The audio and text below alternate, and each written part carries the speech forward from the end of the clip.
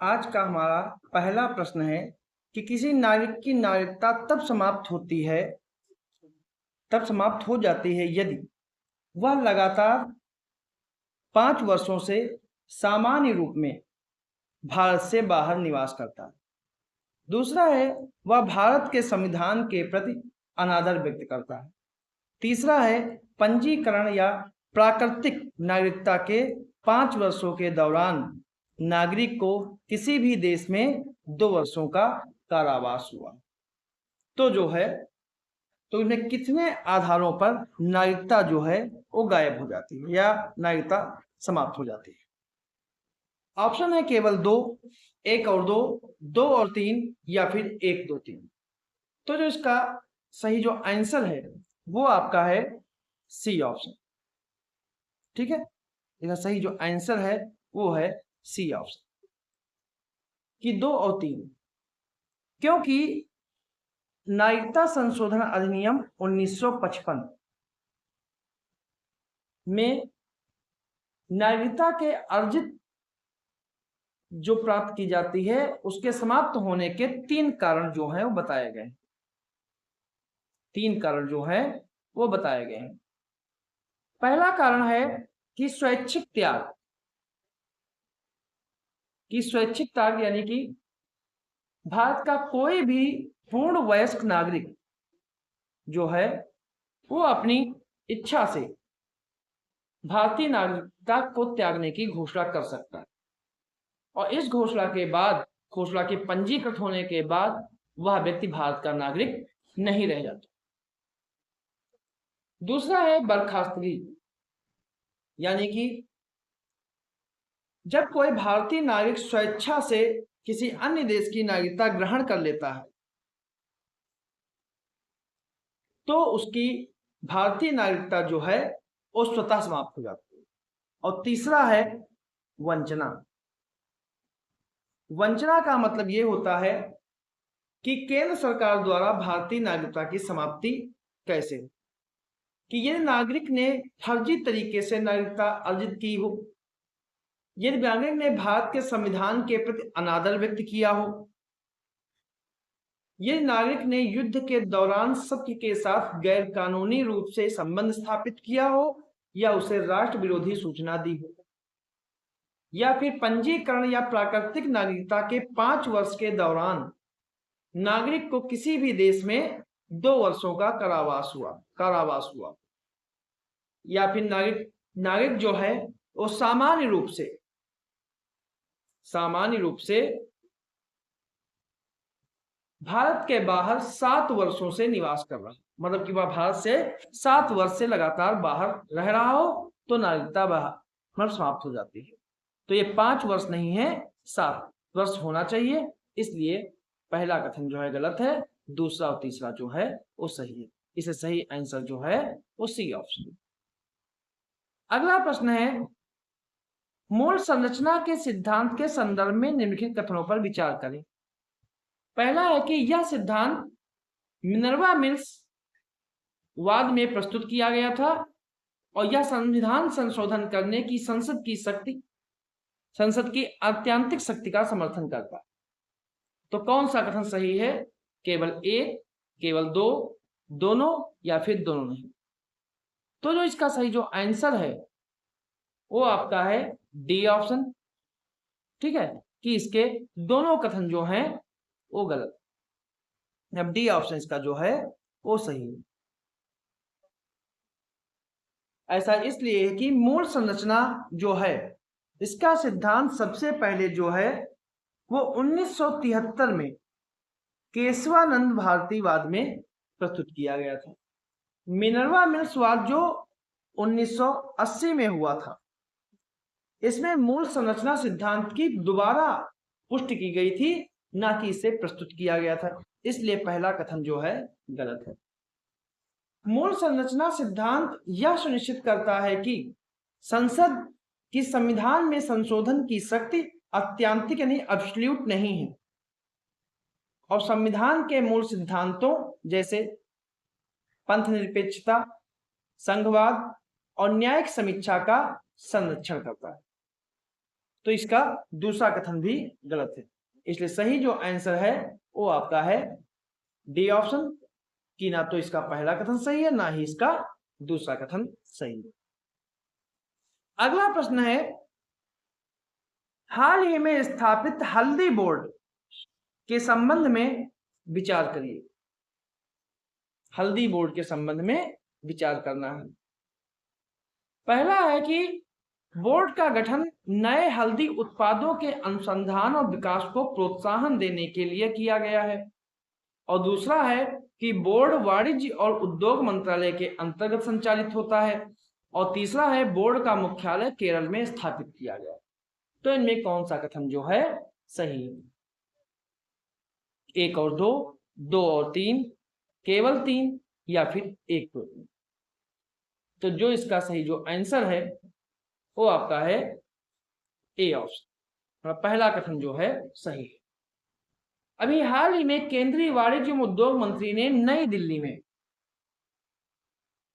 दिल्ली में इन्होंने राष्ट्रीय हल्दी बोर्ड का उद्घाटन किया। हल्दी बोर्ड जो है देश में हल्दी क्षेत्र के विकास वृद्धि पर ध्यान केंद्रित करेगा और हल्दी उत्पादों के अनुसंधान और विकास को प्रोत्साहित करेगा। इसलिए पहला कथन जो है सही है। बोर्ड हल्दी के औषधीय और आवश्यक गुणों के प्रति जागरूकता बढ़ाएगा और यह बोर्ड जो है वाणिज्य उद्योग मंत्रालय के द्वारा संचालित। तो दूसरा कथन भी सही है। हल्दी बोर्ड जो है वो केरल में नहीं है, हल्दी बोर्ड जो है वो तेलंगाना के, हल्दी बोर्ड जो है वो तेलंगाना के निजामपुर में, हल्दी बोर्ड जो है तेलंगाना के निजामपुर में स्थापित किया गया। इसलिए तीसरा कथन जो है गलत है। तो सही आंसर जो है वो ए ऑप्शन। अगला प्रश्न है कि भारत पोल पोर्टल, जिसका उद्देश्य पारदर्शी अपराधों से निपटने के भारत के प्रयासों को सशक्त करना है, निम्नलिखित में से किस एक एजेंसी के द्वारा विकसित किया गया है? ऑप्शन है केंद्रीय जांच ब्यूरो, दूसरा है प्रवर्तन निदेशालय, तीसरा है भारतीय वन्यजीव संस्थान और चौथा है भारतीय वन्यजीव ट्रस्ट। तो ये किसके द्वारा किया गया ये बताना है। तो इसका सही जो आंसर है वो है आपका ए ऑप्शन, केंद्रीय जांच ब्यूरो। भारत पोल अंतरराष्ट्रीय पुलिस सहयोग के माध्यम से अपराधों के विरुद्ध सहायता और त्वरित कार्रवाई के लिए एक प्रसारण केंद्र है और इसे केंद्रीय जांच ब्यूरो यानी कि सीबीआई के द्वारा इसे विकसित किया गया है, जो केंद्रीय और राज्य एजेंसियों को इंटरपोल के साथ आसानी से जुड़ने में सक्षम बनाएगा। इसकी कुछ विशेषताएं हैं जैसे कि एकीकृत मंच, सरलीकृत अनुरोध तंत्र, त्वरित सूचना प्रसार और इंटरपोल नोटिस के उपयोग में वृद्धि और क्षमता निर्माण और प्रशिक्षण, ये सब भारत पोर्टल की विशेषताएं हैं। अगला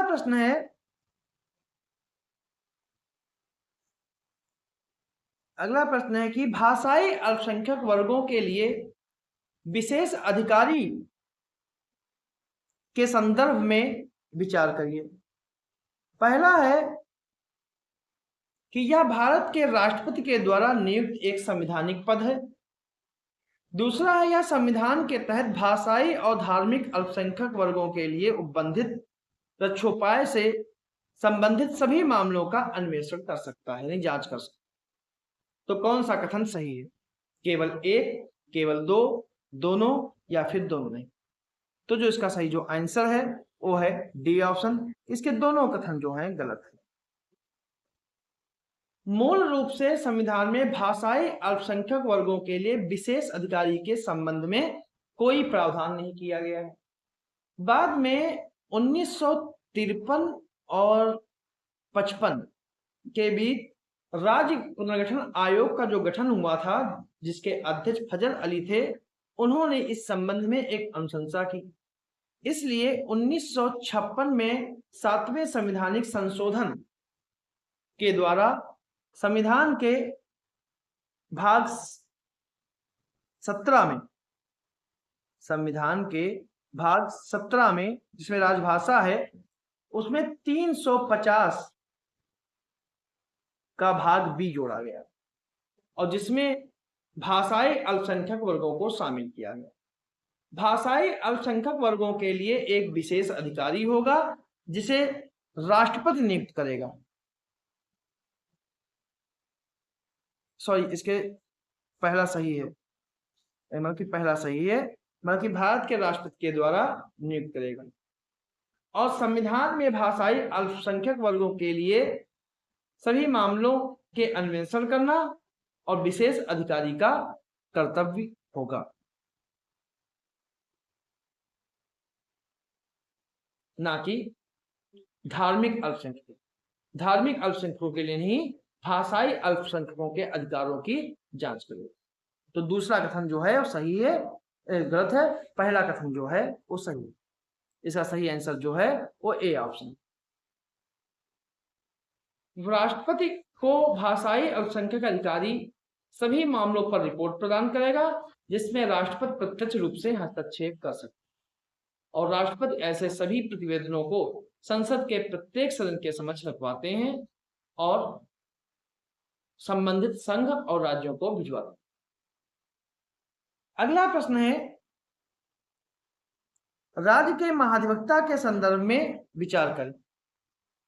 राज्य के महाधिवक्ता के संबंध में विचार करें कि राज्य के महाधिवक्ता के संदर्भ में विचार करना है कि भारत के महाधिवक्ता का पद संवैधानिक पद है और दूसरा है महाधिवक्ता और महान्यायवादी दोनों संसद की कार्यवाही में भाग ले सकते। तो कौन सा कथन सही? केवल एक, केवल दो, दोनों या फिर दोनों। तो जो इसका सही जो आंसर है वो है आपका डी ऑप्शन। पहला भी गलत है, दूसरा भी गलत है, क्योंकि भारत के महाधिवक्ता का पद एक संवैधानिक पद है जिसे महान्यायवादी के विधिक कर्तव्यों को निर्वहन में सहयोग के लिए सृजित किया गया। भारतीय संविधान के अनुच्छेद 76 में केवल महान्यायवादी का उल्लेख है, महाधिवक्ता का नहीं, इसलिए कथन एक सही नहीं। और अनुच्छेद 88 के तहत संसद में भाग लेने का अधिकार महान्यायवादी को है, लेकिन मताधिकार करने का नहीं, लेकिन महाधिवक्ता को संसदीय कार्यवाही में भाग लेने का भी विशेषाधिकार नहीं, इसलिए दूसरा कथन भी गलत। तो ये थे हमारे आज के कुछ प्रश्न।